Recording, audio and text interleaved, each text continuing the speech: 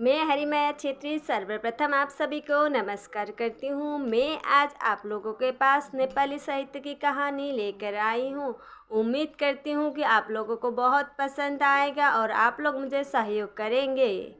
मैं आज आप लोगों के लिए नेपाली साहित्यकार लक्ष्मीप्रसाद देवकोटा जी के सबसे चर्चित काव्य कृति मुना मदन लेकर आई हूँ। आप लोगों को ये बता दूं कि मुना मदन नेपाली साहित्य के सबसे ज़्यादा बिकने वाली किताब है।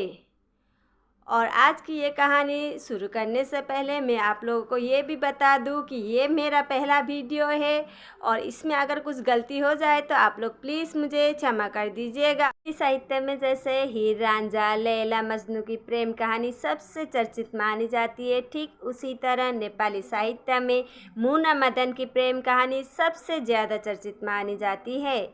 आज की ये कहानी मुना मदन की है, जो एक पति पत्नी थे और एक दूसरे से बहुत प्यार करते थे, पर उनकी आर्थिक स्थिति उतनी ठीक ना होने के कारण मदन शहर जाकर कुछ कमा कर लेकर आना चाहता था।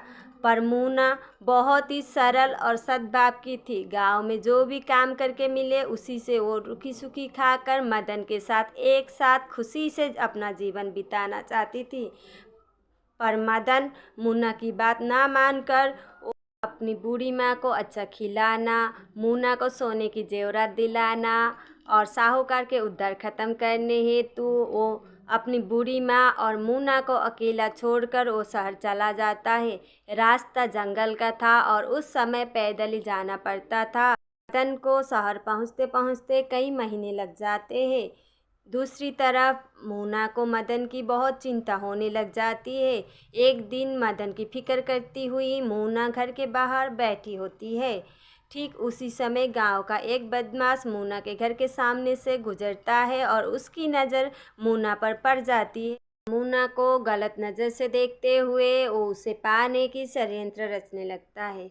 उधर शहर में मदन एक अमीर लामा की दम की बीमारी को ठीक कर देता है और वो अमीर लामा मदन को बहुत सारा सोना दे देता है और वो सोना लेके मदन अपने दोस्तों के साथ गांव की तरफ रवाना होता है। रास्ते में मदन को एक बीमारी लग जाती है और उसके सारे दोस्त मदन को अकेले छोड़कर चले जाते हैं। मदन रास्ते में अकेले तड़पता हुआ होता है। ठीक उसी समय एक दयालु भोटे उस रास्ते से गुजरता है और मदन को देखता है।